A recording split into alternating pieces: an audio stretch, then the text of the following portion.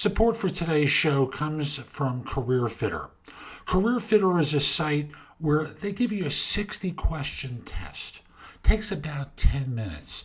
And out of that, they're going to give you recommendations basically for your ideal business environment, a team building approach, career matches, work strengths, income potential based upon job matching, preferred communications methods, weaknesses that you may have, a whole host of things.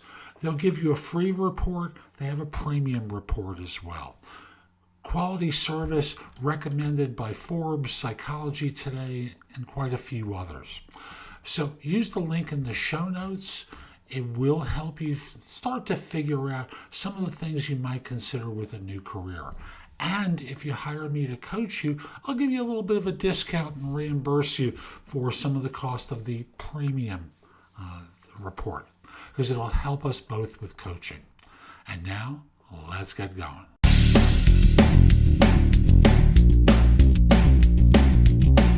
This is No BS Job Search Advice Radio, episode 2101. I'm Jeff Altman, the Big Game Hunter, and welcome. Today's show is an interview that I did a few weeks ago about separating from the military and how to find a job once you come out of the service. The things that you ought to do in advance, the things you need to do during the process. A nice interview I did with Bryce Englin, who has nothing to sell to you. He's just someone who went through this, wanted to share his experience, and hopefully it helps some of your family or perhaps you with finding a role when you come out. Hope you find this show helpful and hope you give it an honest review wherever you listen to it. Share it, please. There are folks in the military who need to hear this information. And we'll be back in a moment. Today's show is brought to you by FlexJobs. At FlexJobs, you can find flexible work at home, real jobs available in a host of different fields that you can apply for. Now, to get access to the application, you have to create an account, but it has jobs in HR, recruiting, graphic design, bilingual positions, sales. There's lots of different categories of positions that are available. So use the link in the show notes, go to FlexJobs, and see what they have for you for flexible work. And with that, we'll be back in just one moment. So my guest today is Bryce Englin, not England, Englin, E-N-G-L-I-N, who served in the military as a member of the Air Force from 1996 to 2016. During his career, he spent 14 of his 20 years overseas and was stationed in Turkey, Iceland, twice in Japan, Egypt, Djibouti, and also deployed to Kuwait and Afghanistan. As he says, being in the military was fun and the 20-year adventure was well worth it. But what do you do when you see the writing on the wall that your time is over? Bryce, welcome. I appreciate you making time today. Jeff, thank you for allowing me the opportunity to come on your show for a few minutes today and talk about, give these guys the no BS and big game experience on how you find a job when transitioning from the military. Hey, watch those terms. Those are mine. I'm not taking your terms from you. I just want to highlight that this is the place people come when they want to get that real unfiltered experience. 20 years in, why did you decide to leave the service? It was time to retire. So a lot of folks, I thought I would be able to go to 24, 30, make that E7, E89. I was an E7, but when you hit a certain peak and you hit about 20 years, you find that you're mentally tired. The traveling is well worth it. It is a lot of fun, but it just kind of was one of those things where it became, okay, yeah, it's time to go. And a lot of making those two top enlisted grades, much the same for most officers. If you're somebody who makes colonel, or you go to the 04, 05, and colonel being the 06 level, it generally, for some, they don't want to go higher because at that point sometimes it becomes a political game, and a lot of it is really who you know. And that's not a knock, because there are some great generals that I've come across in the military, but a lot of times it really is who you know. And that is even goes even deeper when you start talking about getting ready to depart from the military. Interesting. So there you were. You made the decision. How much time did you give yourself to figure out, okay, I'm going to leave. When do I start looking for something else? They tell you start looking a year out. I probably started looking the day I signed retire. I put the little signature blocks on the retirement paperwork and realized that it was too soon. What I should have done, and I had a few things I'd been doing before, but what I would say to anybody, start that search 24 to 36 months out. If you know you're going to be coming in to do a 4-year stint, or you're going to go to, you're going to go to 5, 6, 8 years, 10 years. I would say by year 1, if you know the military is not for you, but you're going to go in and do that stint, you know what? Start getting to know people, build relationships, build rapport. Even if you're going to get out and go to school, the relationships, the networking part is what's going to help you out. But really, when you're there, you need to figure out what you specifically want to do after, specifically do what you want to do. You want to start thinking about your second career, whether you're, doing a 4-year or 40-year stint. Think about that 2 to 3 years out. Interesting. And that works with the assumption that people think that way. Yes. And unfortunately, a lot of folks don't. I'm guilty.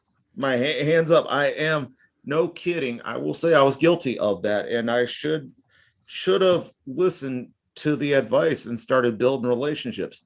I went through a pretty cool, in my opinion, it was a pretty cool 2.5-year journey. And something that I would really, really suggest to anybody out there to make the benefits of things is the best way that I can say it. So for instance, if you're going to sit there and you're going to, get out there, have a plan, make sure you've got money set aside. They harp on this in the military all the time. Living expenses. You want to make sure that you've got everything you need squared away, because when you're moving from the military, you're moving into the unknown. And there is a phase to be involved in when you're moving into the unknown. I'm going to pause you there for a second, because there was a point I think it was worth mentioning as you were talking about, making the decision to leave and giving yourself 24 to 36 months. And folks, I'll just simply say, networking in the civilian sector is the way you find work. And if you're listening to Bryce, he's telling you it's the way you find it within the service and outside the service as well. And thus, to me, I'll just suggest the first time you start thinking about leaving the service is probably the time you need to start thinking about your networking and doing that kind of action for civilian life. Because even if you're not committed to leaving, it's the point where you can start doing the research right away to figure out how to approach this strange world. And everyone tells me it's a strange world by comparison to the military that you face when you leave service to the country. And Jeff, I'll tell you, there's about 4 different ways that people usually will, 4 different areas where I'd say people usually go looking for work as they get out. So the first one is you got the young person who gets out and they're going to go get their education. They're going to go to college, use their GI Bill, which is great. That's going to be your 4-8 year person. Then there's guys like me I got my undergrad while I was in, and I finished my grad about a year after I got, close to 8 months after I got out. I had my MBA done. And what you do at that point is you find that you're going to maybe look for a job, usually as a contractor. Contracting work is something some folks do, and there's some great sites out there for contracting job. The other one is a lot of folks go to look at USA Jobs, which is another, and I use that as a website. And I'll talk about that here in a few short minutes about those types of things if you're going to go that route. I've seen folks who want. There's a fourth one that you hadn't gotten to yet. You said there are 4 ways that they find work, and you got through 3 of them. Yep, and I'm getting ready to give you the 4th. Okay, just making sure. Well, actually, let me rephrase. It's about 5. I'm thinking now because school's 1, but there's other 2 ones. They go into the private sector, or you start your own business. Yeah. And I'm going to tell you, let's unpack these. I think unpacking these is a good way to do that. So if you're going to go to the private sector, as you said earlier, building relationships, LinkedIn is going to be your friend. Facebook, Twitter, they're all going to be your friends. Instagram is going to be your friend. But here's the thing. If you're going to go to the private sector and you want to work, you may be disciplined, and the military may say, hey, there's a lot of companies that want to hire military folks, but the problem is there's a disconnect. And when I say there's a disconnect, most military members don't realize you can't use military wording. You can't use acronyms. You can't use what you did in the military. You have to civilianize that. And that's where mentorship can come in to help, finding different companies. And there's lots of folks out there who want to see folks really, really take the initiative and put it in. So those are some big things. You have to, if you want to go civilian sector, or go into the private sector and you want to work, you really, really need to reinvent yourself, and you need to present yourself as knowing what you want, because you need to show that company why they should be willing to take the investment in you and make that investment in you. And I'll interrupt and say, years ago, I interviewed a woman who left the service, lieutenant, worked in the Middle East, and came back. And she talked about how hard it was for her to adapt. Part of it was she was no BS, understandably, given where she was stationed. It's important. You can't fool around. And she gets to the private sector where, by comparison, people look lazy. And it was hard for her initially to communicate in ways that people would get her.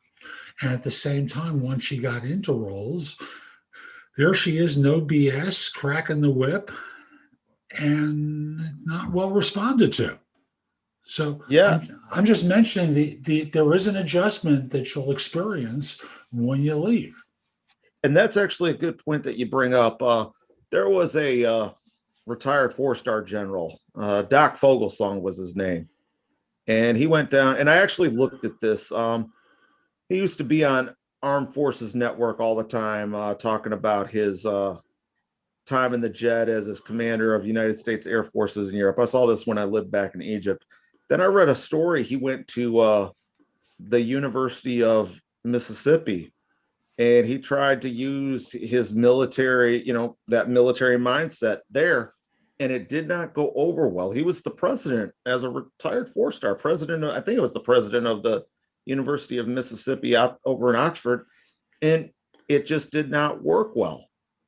So I can agree with you. There are stories out there of things, and I highlight that because I don't want to see. To me, it's not about rank. It's not about, it's about what you can bring to the team when you start looking at the private sector, and it's about what you want to do. So again, it's not about rank. It's not about importance, because when you leave the military, everybody is on the same playing field. When you go to a company, private sector, the next one I'll talk about is USA Jobs. So a lot of folks get out and they transition. And they realize, hey, I want to go be a civil servant. That's a great opportunity. There is a need for good civil servants. When you're going to go put your application in at USA Jobs, you want to make sure that you are looking for those things you're qualified for, and grades and educational requirements. Something I will highlight within going into the civil servant sector, the GS, as I call it, you have to, longer is better on your applications. So where the private sector wants quick, highlight, flash, they want to make sure, you got to make sure obviously wording is different. But when you start putting things together, longer is better in USA jobs. Highlight what you did in your job. But here's one thing I'll tell you. And if you get picked up and referred and you go in for they call you for an interview, the guys are going to ask you, why do you think I should hire you? Tell them why they should hire you. And I would even recommend, if the boss asks you that question in the civil sector, tell them, make yourself stand out for why you believe you would be a good fit for the company or for an organization, whether it's in public or private sector service. Then we have the contractor duties. You've got a lot of contracts, a lot of companies that are DoD contracts out a lot. And matter of fact, many branches of the U.S. government contract out a lot. And I want to highlight, civil service is not just for Department of Defense. There are other, Department of Energy, State Department. There are government agencies across the executive branch, Homeland Security. All these other agencies are going to be hiring folks. So know that you do have the ability to make it, to get hired. But I would say, contracting. When you're going to do contracting, there's this great website called Clearance Jobs. But I would also look at who are the big guys, the big contract companies. And some folks may not realize this. Boeing, go to Lockheed Martin, Booz Allen Hamilton, and I'm just giving names that I'm aware of out there who I've come across. They're Zenitex. These are companies that are receiving, that have current contracts with the government or always have things available.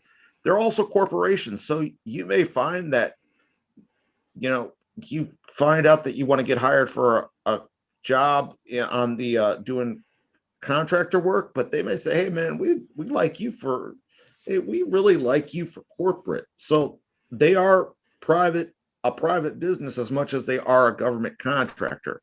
So I really want to highlight that is, look at those sites, go out and look at those different companies. But when you're going to interview, you're going to make sure you have background on the company. I remember I was at a job fair 2016. I'm passing my application around, and I had one of the guys, I think it was Lockheed Martin. He looked at me. He's like, "What's this do? This doesn't do anything for me. You need to show what you want to do. Don't give me a generalized functional resume. Give me something that shows what's going to make you capable of the team." And that was some great advice. Really, really great top level advice. But there are a lot of great companies out there that will hire veterans, because veterans also bring something that generally it's very easy. They have security clearance. That's one of the benefits you gain from being a retired military member. It's very easy for a company as a contractor to hire you to come in and do contracting work because you've got that clearance already. So just some of those things to know. But the big thing is, those are the ways you're going to look at it. And if you decide you want to go into private business, I would tell anybody, look at the VA. Make sure, the VA has some great programs, especially for those who are medically retiring. And that's a very completely big or different other process. It's actually a process I went through. But when I was medically retiring, I found that the VA had a lot of great things. And they have a program called vocational rehab. Now, I want to highlight, this is only for those who are being medically retired from the military. So this doesn't apply to everybody. But if you find out that you've got a medical condition that is going to require you to retire from the military, and I want to highlight that medical retirement could be for anybody with a service-connected injury, disability, or something that happened while they're in that the DoD realizes they they're no longer, they want to serve, but the DoD says, hey, we really can't have you serving. And basically, vocational rehab allowed me to complete my master's degree. So it helped pay for my master's degree. So you may have some programs out there, and I think they also, under vocational rehab, also have something to help new business owners. But there are state-based organizations, depending on the state you're in. States have their own Department of VAs, and there are small business administration, so many different entities that can help folks get there, but also mentorship. But I'm going to come to that in 1 second. How did you find your position? It was a journey. It was, so the way I can start out to where I'm at today and what I'm happy with. I'm happy with what I do today. But I was retiring out of the state of Alabama, and I did not find I couldn't find a job down here. Made some mistakes in interviews. I went in kind of cocky, acted like I thought I was ready and I knew what I was talking to. And eventually I had to take a job out in Hawaii. So I went out to Hawaii for about 7 months. Poor baby, went to Hawaii. Oh, I know. And I worked at Indo-Pacific Command, doing knowledge management. Well, after a little while of doing that, I realized knowledge management and IT weren't my thing. And IT is one of those that requires a unique personality. It's just wasn't my bailiwick. And I decided at that point to eventually come back to Alabama. And I was working temp job for Alpha Insurance, doing some data entry. So I was, and I love that, matter of fact. And then I got hired for a job as a contractor. So that first one was contract. Then I started doing contract again. Great company. And I'm not trying to give plugs to products or any of that stuff, but a great company named by the name of Primcorp hired me. Spell it. PRIMCORP. Thank you. They are a great retiree owned company. The two great folks who run it, Pierre Redmond and Michelle Smith, outstanding, great folks, take care of their folks. But they were a small subcontract. So what you'll have is the big companies like Booz Allen might get a contract, but then they'll sub out to other companies. So Primcorp was who I worked for. And I went out and started working at Maxwell Air Force Base. Great place. And I was doing getting Air Force foreign area officers ready to head out for 6 months. So I did that for about 20 months, I think, and really just wanted to do something different at that point. I found my niche of that international affairs realm, and that's where I found myself today, where I pretty much teach for a living. Gotcha. When you left, tell us about 2 or 3 of the mistakes or misconceptions you had when you were leaving the service about what it was going to be like to transition. I thought that I was going to walk out and automatically walk in the next day. I'll say this, I was very obtuse and I was very cocky. Hey, I'm going to be the next guy, I'm going to go find this. Everybody's going to be barking at my door wanting to hire the military member, No. How'd you get that idea, by the way? Is it drilled into your head in the service? I think sometimes it is drilled into your head in the service. You think, everybody wants to hire military. You always hear that companies are looking to hire veterans and, all these opportunities for veterans and stuff. And there are a lot of companies out there that want to hire veterans. What it comes down to is they're only going to do it if they find you to be marketable. And that's not meant to knock. Most companies will jump at the bit to hire a veteran. That's my belief. They will, because they know with the veteran, I can get somebody who is they're going to be hardworking. They're going to be dedicated. They're going to go in always do what they need to do. There are things in a skill set that we bring with us, but there's also the other things that companies sometimes have to look at. If you're retiring after 20 years, so you signed up at 18 and you're hiring somebody who's 38 or 39 years old, that's a new person you have to teach. So you have to think about those things. So there's trade-offs from it.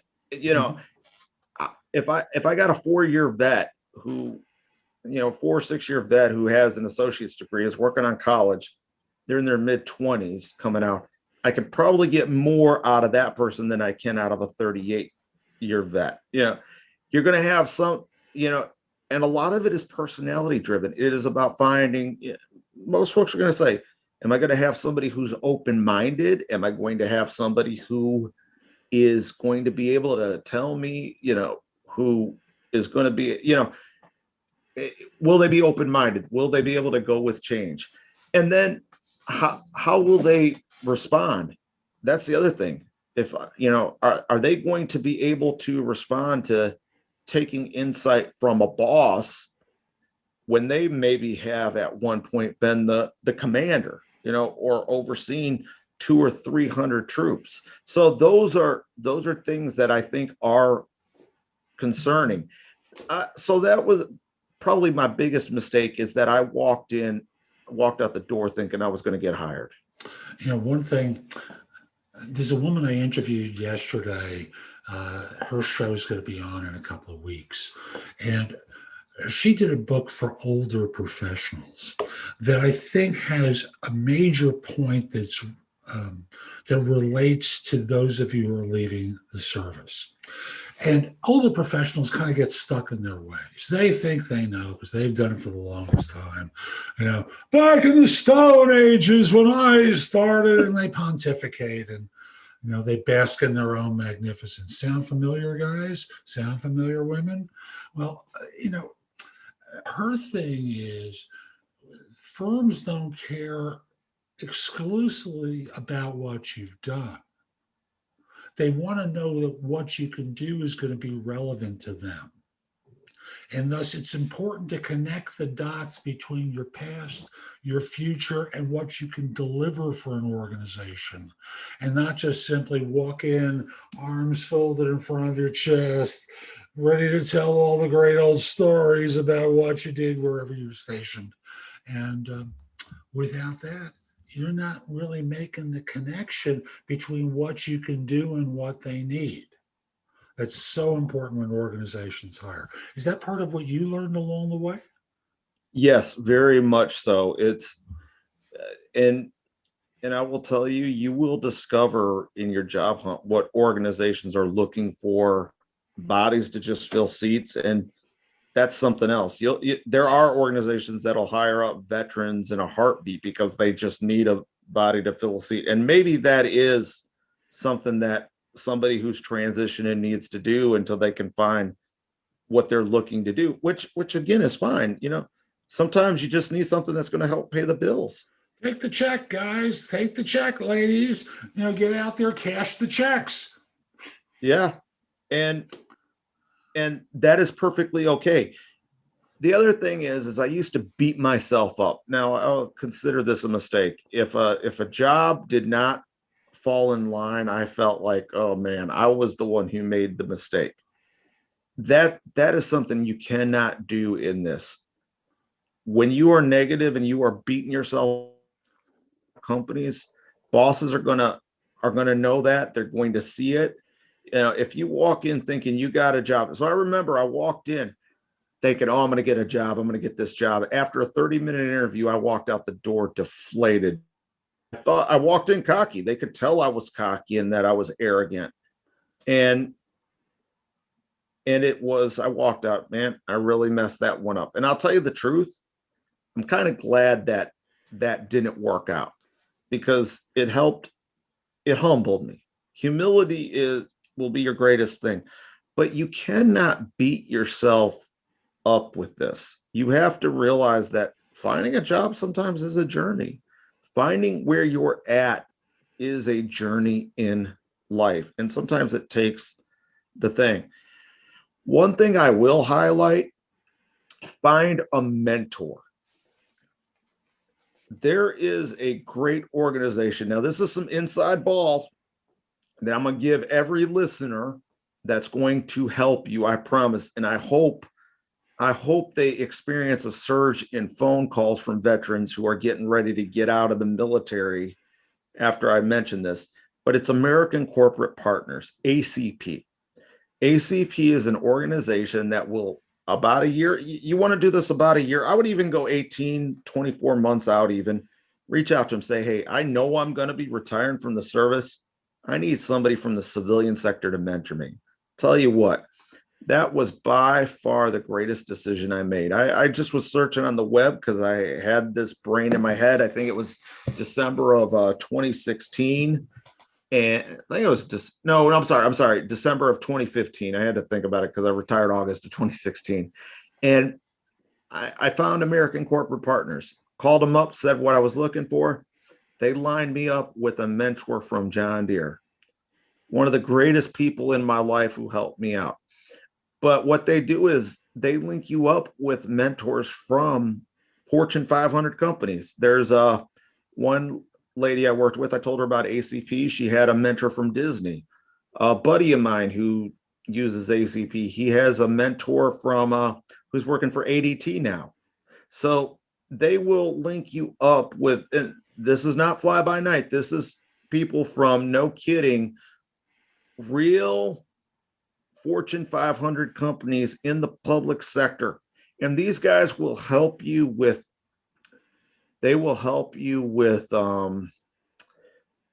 resume writing. They will help you with building things to do, and they're going to spend the time with you. And these are people who want to be doing this. I assume they'll help with networking as well, because they have civilian networks that they've already established for themselves that they're willing to share. Yes. And a lot of that, when you start getting into the mentor-mentee relationship with American Corporate Partners, that has to come. They will do that, but a lot of that is going to come from them, from you having to, as an individual, the mentee, you have to put trust in. You have to take this serious because they're taking it serious. So that is something that I really, really want to stomp on hard, is when you go into an organization like ACP and that mentor-mentee relationship, take that serious. Take the time with their civilian networks serious, because those guys are going, the folks they're going to refer you to are going to help you. And they're also going to give you the tips on how to help you build your network as well, too, and where to be looking at. Excellent. We're starting to come up on the end of time with one another today. What haven't we covered yet that we really should? The big thing is I would tell people to keep up the fight. Just keep working hard on things. Do not ever give up in this fight. Finding a job is, if you walk out of the interview and it hasn't fully worked to the best, don't beat yourself up. Really, really take advantage of what take advantage of what you have to offer. And a lot of it really comes back to finding ways to reward it. That is really the biggest thing. There are great sites out there that I will highlight. And one last thing I want to highlight, you got these folks, for folks who want to do a job build, or they want to go and be an entrepreneur and and find a way to do things. I would tell them Jeff, to check out those things that you're offering. And I would tell folks to check out your products on interviewing techniques. But one other individual who I would highlight is Patrick Bet-David. He runs a channel on YouTube called Valuetainment, which is geared strictly towards entrepreneurs. And he talks about things, why entrepreneurs succeed, fail. And he is a former Army guy. Excellent. Yeah, he is the only guy, if you're going to be going into business, there's a lot of guys out there, but I would really highlight, again, Jeff, I would highlight these guys. Come check you out. Look to you for your great advice. Take advantage of a lot of the services you offer, because I know you've got the know-how to get these guys prepped. But that's the only other one. But other than that, that is really everything that I can share at the basic level. Thank you. How can people find out more about you, your work, connect with you? What's the best way for them to reach out to you? LinkedIn. You can go to Bryce, Bryce, Englin, Englin, and you should see me out there on LinkedIn. Now, there's more than one of you on LinkedIn, or at least more than one with that name. Other than my saying he's the good looking one. Probably the T in the middle initial, Bryce T. Englin. Gotcha. Bryce, thank you. So that's today's show. I hope you found it helpful. And if you did, I've got a lot that's in the show notes that will help you. Go there, take a look at some of the things I highlight. I know it can help you with your search. But I want you to do one thing for me, and that is put in your phone thebiggamehunter.us, Jeff Altman, my name. And when you need help, when you need advice, when you have a question, come over to the website, go exploring in the blog, contact me for coaching or because you have a question. I'd love to help you. In the meantime, I hope you have a terrific day, and most importantly, be great!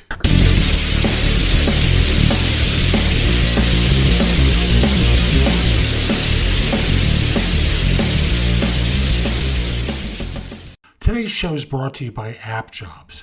AppJobs is a site that has freelance work, but it's not the typical web design, web creation type of work or digital work.